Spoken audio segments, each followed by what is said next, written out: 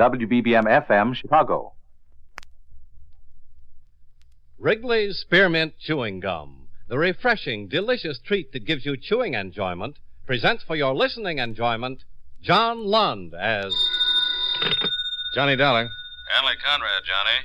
Oh, hello, Mr. Conrad. You employed? No, I'm not. All right. Ever heard of a man named Howard Arnold? Big attorney? Represents some of the biggest... Oh, yeah, that one. I've been reading about him. Attorney for George Castro. That's right. Represents the whole rotten syndicate. Yeah. We insure him for $500,000. We wouldn't want anything to happen to him. With that outfit behind him, nothing could. Castro's got more guns than the Army and Navy. I've known Arnold for a long time. Went to law school with him. He called me up the other night. I met him in New York. He's worried. He didn't say it, but I think he's had that falling out with Castro. He wanted to know if I could give him some protection. Why doesn't he go to the police? That's what I asked him, but he said the police wouldn't lift a finger unless he helped expose Castro. What do you want me to do? See him, find out what's on his mind, and stick with him till he feels safe. Okay. Thanks, Johnny. He lives at 944 Sutton Place. I can leave in an hour.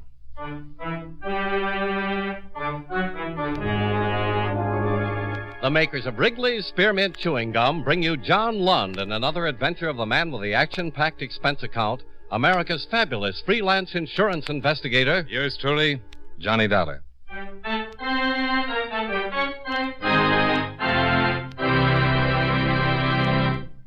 Friends, the makers of Wrigley's Spearmint Gum present these weekly adventures of Johnny Dollar because they know that millions of you enjoy Johnny Dollar. That's true of Wrigley's Spearmint Chewing Gum, too. It's enjoyed by millions, day in and day out. People find that chewing on a smooth, delicious piece of Wrigley's Spearmint Gum somehow makes the time pass more pleasantly. Whether you're working, driving, shopping, or just taking things easy, that good, tasty chewing gives you enjoyment and satisfaction. So always keep a package of Wrigley's Spearmint Chewing Gum handy. And whenever you want a refreshing, delicious treat, chew a stick. You'll like it. You really will.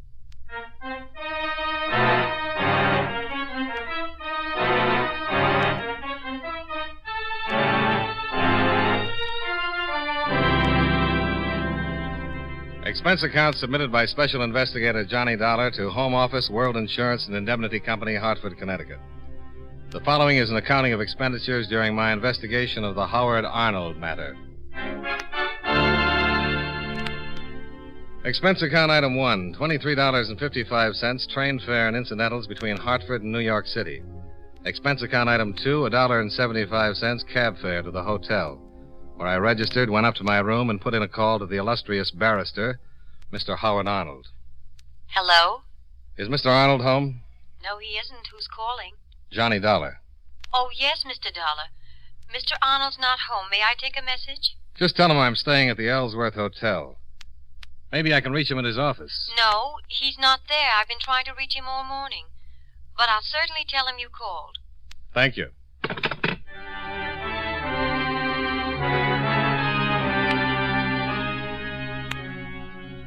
I unpacked my clothes, had some lunch, and waited around the hotel for the rest of the afternoon. I called Arnold's office twice, but his secretary said she hadn't seen Arnold for several days. Presumed he was out of town on business. I went down to the bar, had something cool, and returned to my room. Around 7 o'clock, there was a knock at my door.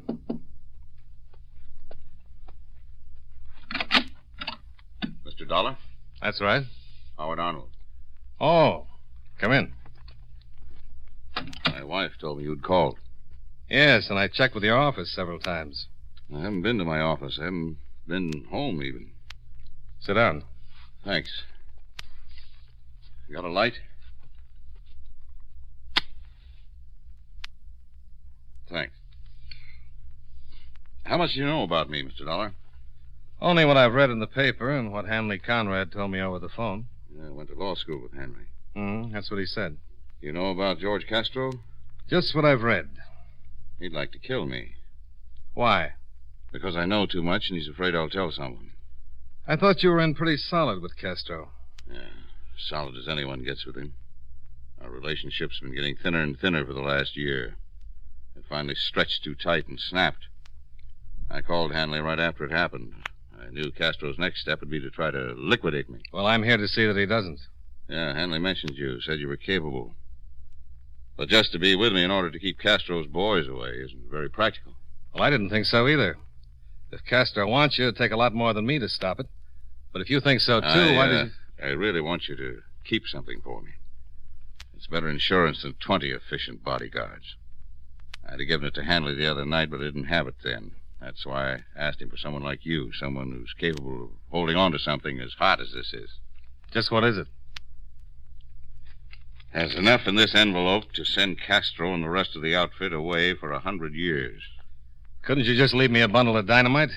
As long as I have this evidence and Castro knows that if anything happened to me it'd get to the police, I'm safe. Castro knows you've got it? He sure does. I told him by phone a half hour ago.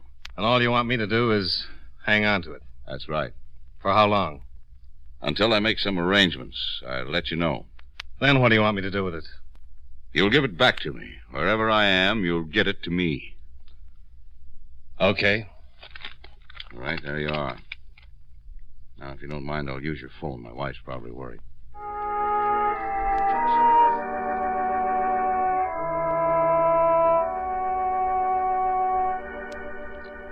I looked at the large envelope and thought about George Castro, the big boy of the outfit. 1/4 man, 3/4 rat. If he ever found out where that envelope was, yours truly could stop planning for his old age.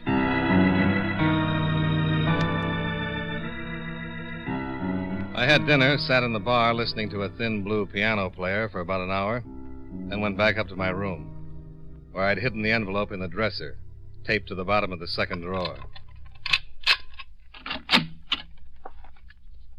Shut the door. What? Shut it. What goes on? Must be a good little boy. I'll get over there and sit down. Okay. Hey, I know you. Good. You're Marty Fleet, one of Castro's happy little trigger men. Hooray for you. Sit down. Now let's have it. Have what? Don't play games, huh? A little while ago, you had a visitor. I did? Yeah, and he left something with you. Let's have it. Have what?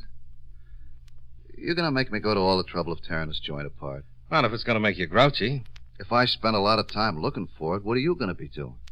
You want me to help you? No, I do better by myself. You're going to tell me where it is? If I knew what you were talking about, I'd be... Okay, so I waste my time and tear the joint apart. Shall I, turn my back? No, you just take a nap.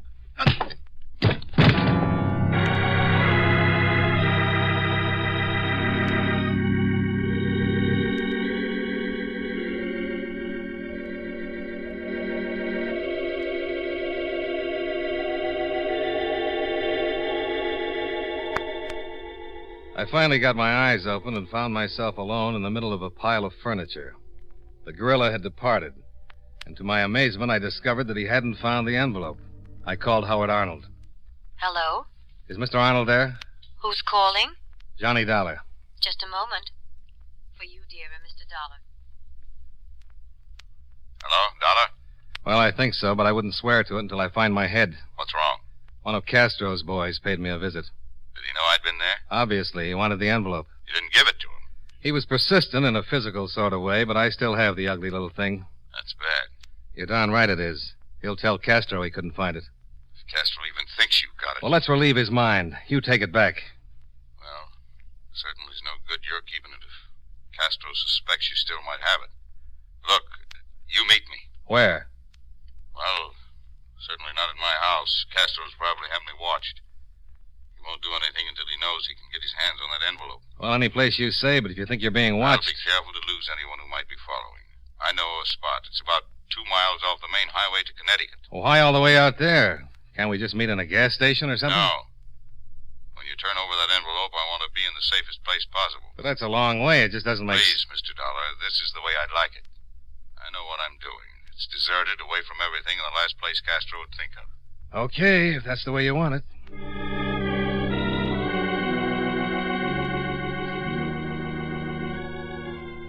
I rented a car and drove for a good 40 minutes till I spotted the turnoff. I swung right, hit a stretch of dirt road, drove 2 miles, and then my light picked up Arnold's car. I pulled up in front of him. Took your time. I've been waiting 20 minutes. I had to come a little farther than you did. Well, let's have the envelope. This place gives me the creeps. Yeah, sure. Here. Both of you hold it right there. What? Oh, no. Don't move a muscle. Dollar, do something. Who's got muscles? Hello, Fleet. Aren't you a long way from home? How's your head? Fleet, wait a minute. Oh, shut up. Hey, Castro's been worried about that envelope. Had it all the time, huh, Dollar? Cross my heart and hope to... No, I take that back. Can't we make a deal? No, not now. Please, Fleet, I'll give you 5,000. No. 10. Sorry. 15. You got 15,000? No, but he has. Yeah, 15. I'll make it 15. Can't see it. Then what do you want?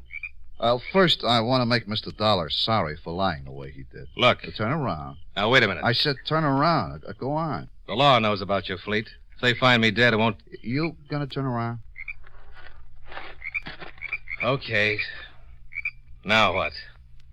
I said I was gonna make you sorry for lying.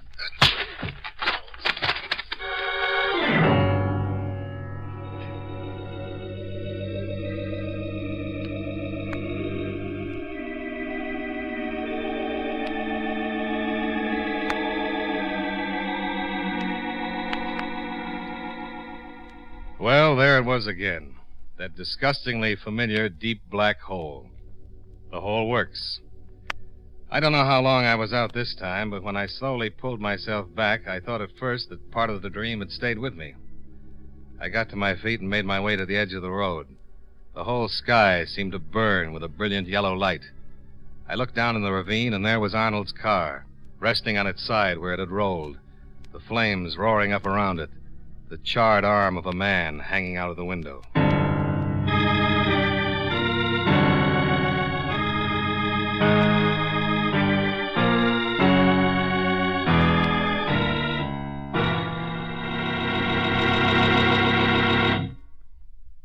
Friends, this coming Friday or Saturday evening, you'll probably have a lot of youngsters ringing your doorbell and calling out tricks or treats.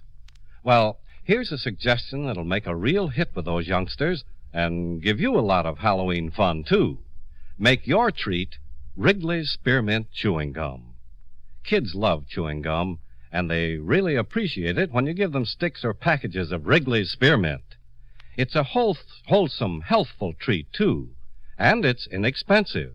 You can treat a whole army of little goblins and spooks without running up a big cost or going to a lot of trouble. So, when you go to the store, get some packages or a box of Wrigley's Spearmint Chewing Gum. You'll agree it's a perfect treat for Halloween.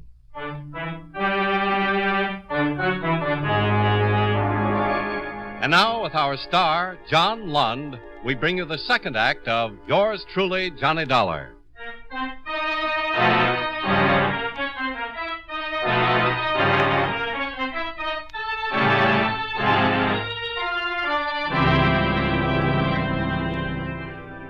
I made it back to the road and flagged a car that drove me to a phone. I called the police and the fire department. 40 minutes later, the fire department arrived, and the wagon hauled what was left of Arnold down to the morgue. I explained what had happened to a Lieutenant David of homicide, then we drove back to the station where I made a statement. I'm having Castro picked up now. Got a call out on Marty Fleet, too. I still can't figure how Fleet got out on that road, Lieutenant. He followed Arnold. No, he couldn't have. Fleet worked me over and took my room apart, and when I woke up, he was gone. All in all, I was out for about 10 minutes. Yeah? Arnold lives a good 30 minutes from my hotel. When I arrived, Arnold said he'd been waiting 20 minutes. Uh-huh. It would be impossible for Fleet to tail Arnold, then. Unless he had wings. Ever think he might have waited around, tailed you? No, he was already there when I arrived. Maybe somebody could have told him. Well, who? How do I know? Maybe Arnold told his wife, and she said something. She's down in the morgue now, making an identification on the body. Yeah? We've got George Castro downstairs. Well, hold him. You got Castro downstairs. Yeah, I heard. I want to talk to him. Lieutenant, Yeah. Mr. Arnold's outside. She identify him? Yeah. Said the body was Arnold, all right. Pretty hard to tell, but the ring and the watch clinched it. Feeling pretty bad. I'll bring her in. Yes, sir. Come in, Mrs. Arnold. This is Mr. Dollar. How do you do? Hello. Sit down, please. Thank you.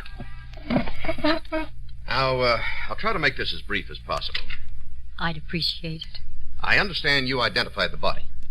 Yes, it was Howard. You could tell. I'm certain. That was the watch and the ring. They belonged to Howard. Did you know your husband was going to meet Mr. Dollar before he was killed? No. He didn't say where he was going. He'd been acting very strangely for the past few weeks. Did he tell you he'd been to see me earlier today? No. I didn't even know he knew you. Well, do you know why anyone would want to kill him? Lieutenant, you know who my husband was. What he did, the people he represented. See them. All right, Mrs. Arnold. I'll have someone take you home. Thank you, but I have my own car. Well, if you don't feel well... I'm all right. Nice meeting you, Mr. Dull. Goodbye. Goodbye. Yeah, she's taking it pretty good.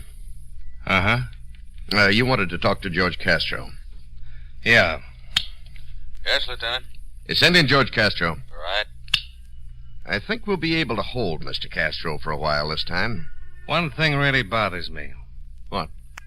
Why didn't Fleet kill me? Just knock me out. Kill Arnold, run him off a cliff. Something really out of place in this one. Here's Castro, Lieutenant.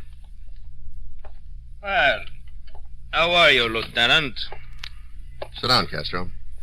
Are you going to introduce me? If it's important to you, the name is Dollar. Okay. Now, what's this all about? Howard Arnold was killed a couple of hours ago. Huh? You don't say. Shot. Piled in his car and run off a cliff. Caused quite a fire. Oh, such a shame. Well, don't look at me. It's all right, Castro. We've got strong stomachs. This one of your cops, David? No, but I agree with him. That's too bad, because I don't like him.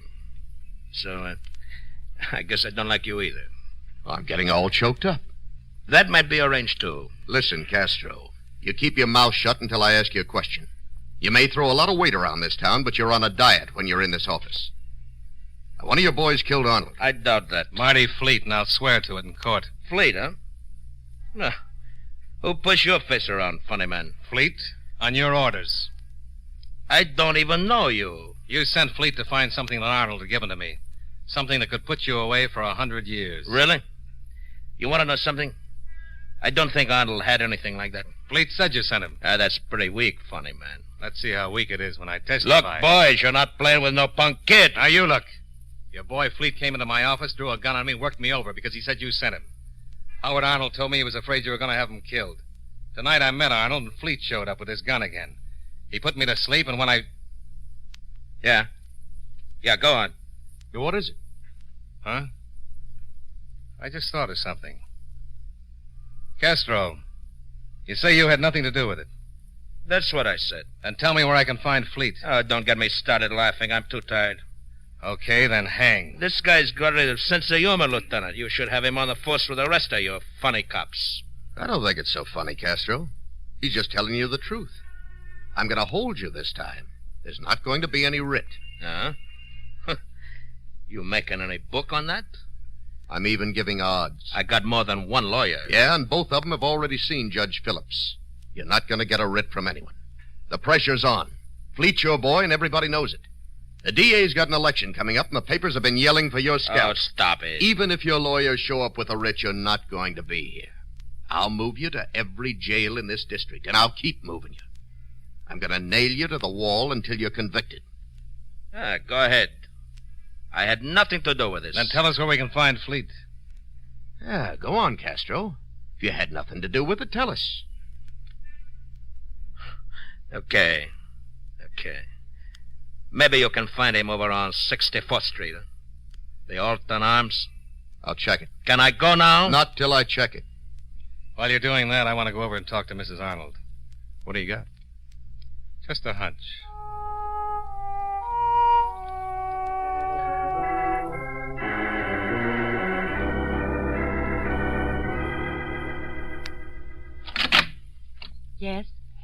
Oh, I'd like to talk to you, if I may, Mrs. Arnold. I really don't feel much like discussing anything, Mr. Dollar. This is pretty important. All right. Come in. Sorry I had to disturb you. So am I. But if it's important, Well, you want to get your husband's killer, don't you? certainly. We can go in here. You know, this happened so suddenly, it's hard to really believe it. Now, Mr. Dollar, how can I help? Well, I'd like to know a few things about your husband. He provided for you, didn't he? Yes, but I don't see how that can be of any importance. Well, I just want to know a few things. Your husband made quite a bit of money, didn't he? Yes, You got along? You were happy? very. You know, there's something awfully funny about this killing. What do you mean? You mind if I smoke? No, please go right ahead. Oh, thanks. Would you like one? No, thank you. What did you mean? That there's something awfully funny about my husband's death? Well, a man named Fleet is supposed to have done it. Works for George Castro. My husband was always afraid of Castro. This Fleet came to my room at the hotel. Said he was working for Castro. Wanted some evidence your husband gave me in an envelope. Fleet knocked me unconscious, and then, for a professional hoodlum, did a remarkably poor job of searching. Why haven't the police picked him up? Well, they're looking for him, but I doubt if they find him. Why not? Why won't they find him? He met your husband and me out in the road. Knocked me unconscious again. Then when I awoke, it looked like he'd killed your husband and shoved the car over the cliff. Oh, please. Can't this wait until tomorrow? I think you can help me. But I don't know what you're getting at. Well, Fleet couldn't have followed me because he was already out there. And he couldn't have followed your husband because there wasn't enough time. Somebody told him where we were going to meet. He had time to get there, but not to follow us. Now, Fleet knew that I knew him, could identify him. Why didn't he kill me? I don't know. And I don't know what you're getting at. Now, if you don't One mind... more question, Mrs. Arnold. Yes. When I called your husband this afternoon, I talked to you, didn't I? Yes. At the station, you said you didn't even know your husband knew me. That's right. But when I told you my name over the phone, you knew who I was. I did no such thing. Oh, I'm afraid you did. You said, "Oh, yes, Mr. Dollar," the first time I called. Well, that's not so unusual. My husband has a great many clients. It was just a matter of diplomacy. Mm-hmm. You know what I think, Mrs. Arnold? I'm really not interested in what you think, Mr. Dollar. I'd like you to leave. I think someone wanted me to identify Fleet as your husband's killer. I don't think Fleet killed your husband. Well, someone certainly did. I think someone else wanted the police to think George Castro was behind it. Might even have hired Fleet, unknown to Castro. Told Fleet to be sure and tell me he was doing the job for Castro. How can I possibly help with all this? Your husband wanted me to hold the evidence until he could make some arrangements. What kind of arrangements? How should I know? He was safe as long as the evidence was safe. Castro wouldn't do anything. Arnold could have put the envelope in a safety deposit vault with instructions to have the police open it in case of his death. Mr. Dollar. Instead, your husband gave me the envelope. Said he'd take it back when he'd made arrangements. Now, how could that help him? I don't know. He couldn't hide, go to another country. He knew you can't run away from a man like Castro. And if he ever had the evidence on him, Castro would kill him in a minute. All right. You've said what you had to say. No, not quite. You know what I think? I think the arrangements had already been made. I think the best way for your husband to escape Castro was to have himself killed. You're insane. If he was dead, you'd have all his money and $500,000 more in insurance. Get out of here. But he isn't dead at all, is he? The man in that car was Fleet. Get out. Your husband leaves the country, everyone thinks he's dead, Castro stops looking for him, and after you collect the money, you meet him. Get out. Get out. Get it, Beth. Howard. Well, hello, Mr. Arnold. You don't even look singed. And what a lovely gun. I didn't credit you with this much sense, Dollar. Howard, what are we going to do? We're going to do just as we planned, with one slight change. Your car's in front, isn't it, Dollar? Yeah? Get our car, Beth. You're going to follow us. Where? Get the car. Fleet was the body in the burning car. Yes, You hired him to throw the blame on Castro. of course. You're really a pretty messy guy, Arnold. You won't have to worry about it long. The police know I came here. They're going to wonder who killed me. What's the matter with Castro? He's sitting in the lieutenant's office right now. He has so many efficient assassins. Let's go. Okay.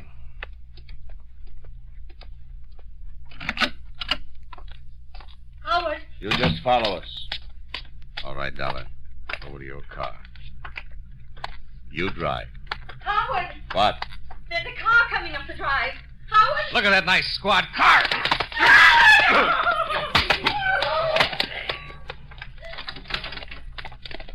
Dollar, what's going on? Oh, hi, Lieutenant.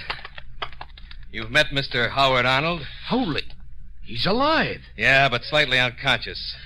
Better get them both in the car. Right. Sergeant, what's going on? I'll tell you all about it as soon as we can sit down in some nice, loud saloon. Okay? Well, It's on the expense account. okay.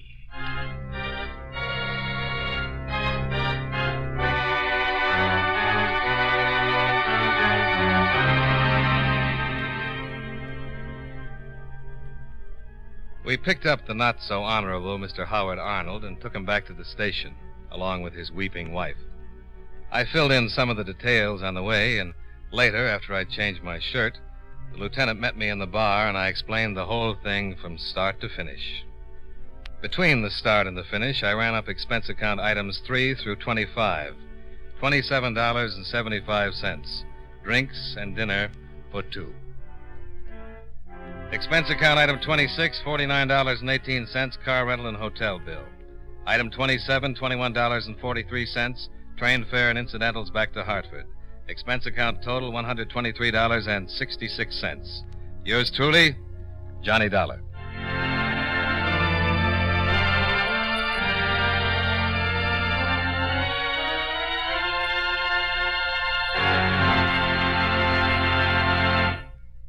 Remember, friends, Wrigley's Spearmint Chewing Gum is a refreshing, delicious treat you can enjoy just about any time. Chew a few sticks of Wrigley's Spearmint during the day and see how the good chewing helps keep you feeling fresh and alert. The lively, full-bodied flavor of Wrigley's Spearmint cools your mouth, freshens your taste, and sweetens your breath. The chewing itself gives you a nice little boost, helps you keep going at your best. Millions of people get real chewing enjoyment out of Wrigley's Spearmint Gum every day, and we know that you'll enjoy it, too. Get a few packages and always keep some handy. And remember, Halloween is coming, so be sure to have plenty of Wrigley's Spearmint Gum on hand for the youngsters who come calling for tricks or treats. That's Wrigley's Spearmint Chewing Gum.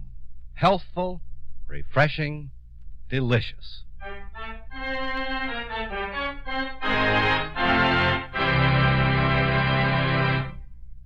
Yours truly, Johnny Dollar, brought to you by Wrigley's Spearmint Chewing Gum, stars John Lund in the title role and was written by Blake Edwards with music by Eddie Dunstetter. Featured in tonight's cast were David Young, Jeanette Nolan, John McIntyre, Hy Averback, Frank Nelson, and Bill Conrad. Yours truly, Johnny Dollar, is produced and directed by Jaime Del Valle.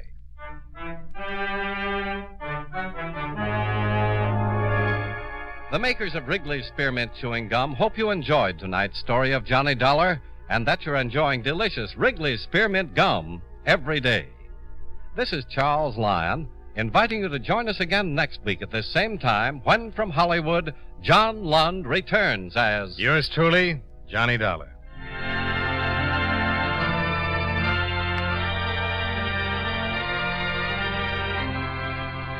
This is the CBS Radio Network. You've been listening to the OTR Gold Network. Find more classic radio at otrgold.com.